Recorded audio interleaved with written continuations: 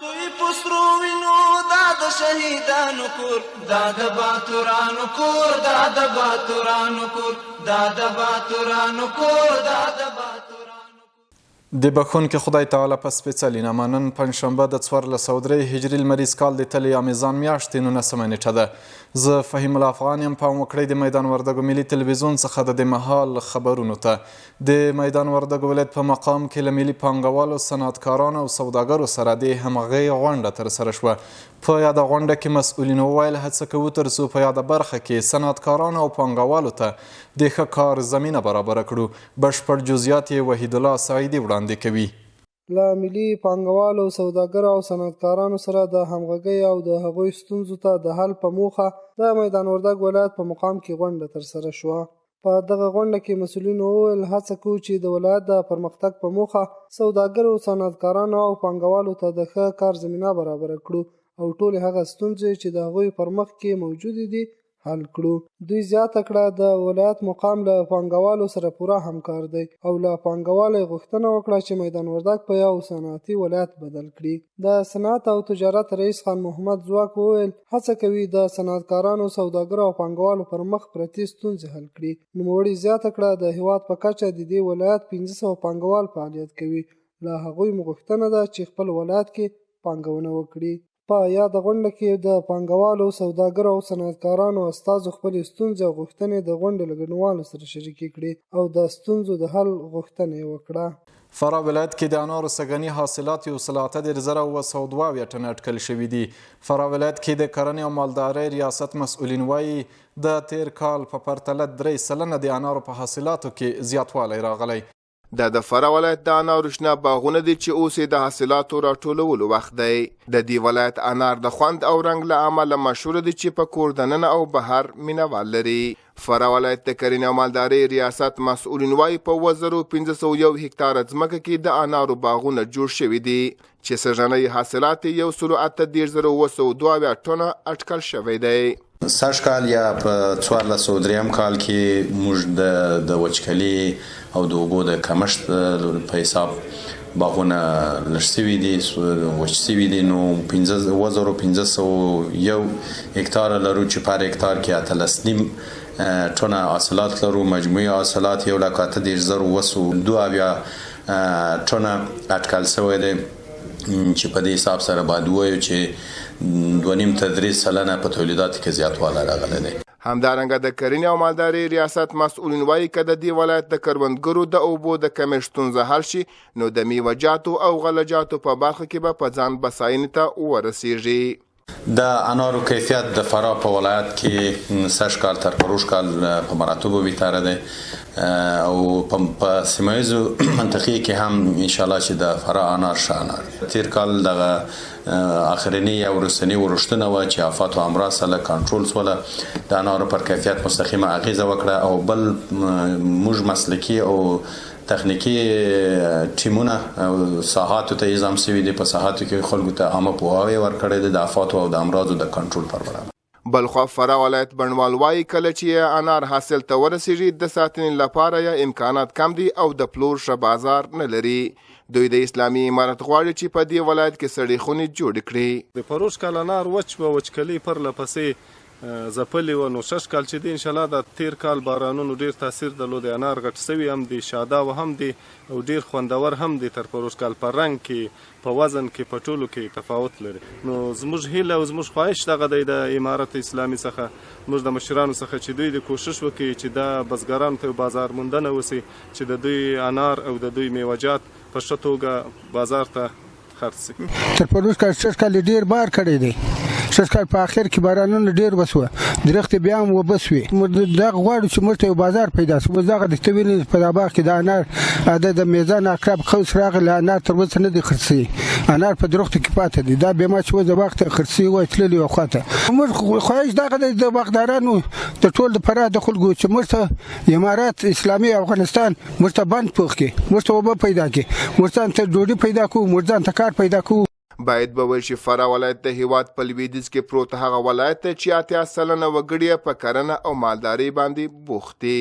د پکتیا جاني خیل ولسوالۍ لپاره په لومړي ځل اداري ودانۍ د نږدې 23 میلیونه افغانیو په لګښت د کورنیو چارو وزارت لخوا په اساسي ډول جوړیږي چې چارې یې 95 سلنه بشپړې شوې او ژر به ګټې اخیستنې ته وسپارل شي. جاني خیل د پکتیا یوه هغه لرې پرته ولسوالي چې د مسؤلینو په خبره خلک یې د ژوند له لومړنیو اسانتیاوو بې برخې او حتی دغې ولسوالۍ ته په تیر کې د ولسوالۍ اداري ودانۍ هم په اساسي ډول نه ده جوړه شوې. دا د جاني خیل ولسوالۍ اداري تعمیر دی چې پکې خلکو ته خدمات وړاندې کیږي. مسؤلین یې وایي ډیری وخت د خلکو اسناد یا د ورکېدو له ګواښ یا هم د باران له امله له تخریب سره مخ وي. خو تازه یادې ولسوالۍ ته دغه اداري ودانۍ د کورنیو چارو وزارت لخوا په 3 پوړونو کې په اساسي ډول د نږدې 23 میلیونه افغانیو په لګښت جوړیږي چې ژر به ګټه اخیستنې ته وسپارل شي. او د 22 میلیونه او 6 لکو افغانیو په بدل کې دغه تعمیر چارې په مخ باندې روانې دي چې تقریبا 3 پوړه ده او زیات شمېر اتاقونه لري. کارونه خو انشاءالله 95% تکمیل شوي دي او کم از کم 5% پاتې دي که نه، نو کم وخت کې به ګټې اخیستنې ته وسپارل شي. کار خو انشاءالله په بشپړ ډول دا اطمینان درکوم چې مواد ټول ښه رغول شوي دي. د جاني خیل ولسوالۍ مسؤلین د ودانۍ په جوړېدو خوښ دي. وایي دوی مخکې له دې چې ودانۍ نه درلوده نو د اسنادو د خوندي ساتلو په برخه کې له ګڼو ستونزو سره مخ وو چې د نوې ودانۍ په جوړېدو سره به یې ټول مشکلات حل او ولس ته به هم ډیری اسانتیاوې رامنځته شي. دغه تعمیر چې کله جوړ شي د موږ کارمندان او په خپله مسؤلین ملګري به اکثره دوی کارونه په منظم ډول وي، هغه اسناد او شواهد چې کوم دي هغه به ټول خوندي او ساتلي وي. د ولسوالۍ د تعمیر د جوړېدو نه مخکې خو موږ دومره ستونزو سره مخامخ وو. کومې ادارې کوم سامان چې و هغه سامان به چې ګنی موږ په یوه ځای کې حسابوي به بیا بل ځای کې و. موږ 2 اتاقونه لرل په ټوله ولسوالۍ کې. جاني خیل چې د پکتیا یوه لرې پرته غرنۍ ولسوالۍ ده، خلک یې د کرنې، روغتیا او مخابراتي شبکو د جوړېدو په برخه کې د لا زیاتې پاملرنې غوښتنه کوي. د ریاست الوزرا اداري مرستیال مولوي عبدالسلام حنفي د فاریاب ولایت بلچراغ ولسوالۍ له یو شمېر علماو سره لیدنه کې ویلي د ټولنیزې هوساینې رامنځته کول د اسلامي امارت دنده ده. د ریاست الوزرا اداري مرستیال مولوي عبدالسلام حنفي د فاریاب ولایت بلچراغ ولسوالۍ له یو شمېر علماو سره لیدنه کړې. د دې لیدنې په پیل کې یا د علماو په هیواد کې د امنیت او سرتاسري ثبات پر ټینګښت خوښي څرګنده کړې. دوی ویلي سیمه ییز مجاهدین او مسؤلین هیوادوالو ته د خدمت او د دوی د ستونزو د حل په برخه کې تل هڅې کوي. نوموړي دې ته په اشارې چې وروستیو سیلابونو په دې ولسوالۍ کې زیاتې ویجاړۍ رامنځته کړي او د سیمې خلکو ته یې ګڼ شمېر زیانونه اړولي. دوی د اسلامي امارت له مسؤلینو غوښتي چې له زیانمنو سره د مرستو ترڅنګ دي په یاد ولسوالۍ کې د پراختیایي پروژو عملي کولو ته ځانګړې پاملرنه وکړي. وروسته د ریاست الوزرا اداري مرستیال مولوي عبدالسلام حنفي پر یادې کتنې خوښي څرګنده کړې او ویلي دي د امنیت ټینګښت ولسونو ته د ټولنیزې هوساینې برابرول او د دوی د ستونزو حلول د اسلامي امارت دنده ده او په دې برخه کې له خپلو ټولو شته امکاناتو استفاده کوي. مولوي عبدالسلام حنفي د اسلامي امارت د پراختیایي پروژو په اړه خبرې کړي او د دوی وړاندیزونو ته په اشارې ویلي اسلامي امارت به د خپل توان په محدوده کې ورته رسیدنه وکړي. له پیښو سره د مبارزې تیاري ملي ادارې رئیس ملا نورالدین ترابي او د ډنمارک د کډوالۍ نړیوالې موسسې مرستیال ترمنځ د ګډو همکاریو هوکړلیک لاسلیک شو. له پیښو سره د مبارزې تیاري ملي ادارې رئیس ملا نورالدین ترابي او د ډنمارک د کډوالۍ نړیوالې موسسې مرستیال احمد ضیا مایار ترمنځ د ګډو همکاریو هوکړلیک لاسلیک شو. له پیښو سره د مبارزې تیاري ملي ادارې رئیس ویلي ټولې موسسې او اماراتي ادارې د طبیعي او غیر طبیعي پیښو خطرونو کمولو په برخه کې ګډه همکاري وکړي. نوموړي زیاته کړې ټولې ادارې د خپلو مرستو ته دوام ورکړي ترڅو په افغانستان کې د بېوزلۍ کچه راټیټه شي. د ډنمارک د کډوالۍ نړیوالې موسسې مرستیال احمد ضیا معیار ویلي دغه سازمان شاوخوا 25 کاله کیږي چې په افغانستان او نورو هیوادونو کې له کډوالو سره کار کوي او په طبیعي او غیر طبیعي پیښو په جګړه ځپلو سیمو ماین پاکي او په بیړنیو شرایطو کې افغانانو ته مرستې رسوي. نوموړي همداراز له پیښو سره د مبارزې تیاری ملي ادارې له کړنو خوښي څرګنده کړې او ویلي دي یا د ادارې په وخت زموږ سره کارونه ترسره کړي دي او زموږ یې ملاتړ کړی دی. د ریاست الوزرا دفتر لوی رئیس ډاکټر ملا عبدالواسع د قانونو په برخه کې د یو شمېر ترکي خصوصي شرکتونو له مسؤلینو او د استانبول جراح پاچا پوهنتون استادانو سره په لیدنه کې وویل اسلامي امارت ودانیزو چارو ترسره کولو او پانګونې ته غوره زمینه برابره کړې. د ریاست الوزرا دفتر لوی رئیس ډاکټر ملا عبدالواسع د قانونو په برخه کې د یو شمېر ترکي خصوصي شرکتونو له مسؤلینو او د استانبول جراح پاشا پوهنتون استادانو سره په ارګ کې لیدنه کړې.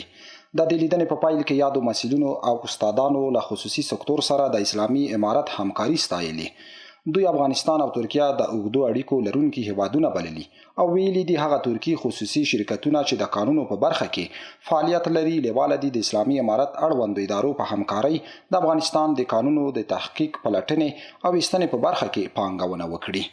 د استانبول جراح پاشا پوهنتون استادانو ویلي غواړي د افغانستان لوړو زده کړو وزارت سره د تفاهم لیک په چوکاټ کې د قانونو کرنې او له طبي وسایلو څخه د استفادې په برخو کې افغان محصلینو ته د روزنې د لنډمهاله او اوږدمهاله بورسونو زمینه برابره کړي. د ریاست الوزرا دفتر لوی رئیس ډاکټر ملا عبدالواسع دوی ته د ښه راغلاست ترڅنګ په بېلابېلو برخو کې له افغانانو سره د ترکیې هیواد د مرستو قدرداني کړې او ویلي دي ترکیه د افغانستان پخوانی دوست دی چې تل د افغانانو ترڅنګ درېدلی. ډاکټر ملا عبدالواسع زیاته کړې اسلامي امارت افغانانو ته د خدمت په برخه کې شپه او ورځ نه ستړي کیدونکې هلې ځلې کوي. په افغانستان کې په ټولو برخو په ځانګړي ډول د قانونو د ایستنې په برخه کې پرمختګونه دوام لري چې له داخلي بودیجې تمویلیږي. نوموړي ویلي اسلامي امارت په بېلابېلو برخو کې له پانګوالو سره همکارۍ ته چمتو دی. د ریاست الوزرا دفتر لوی رئیس له بهرنیو پانګوالو غوښتي چې په پوره لیوالتیا په افغانستان کې پانګونه وکړي ځکه اړوند ادارې به د همکارۍ ترڅنګ ورته لازمې اسانتیاوې برابرې کړي. درنو لیدونکو زموږ د دې مهال خبرونه همدومره وو چې تاسو ته مو وړاندې کړل. تر بیا ښې چارې.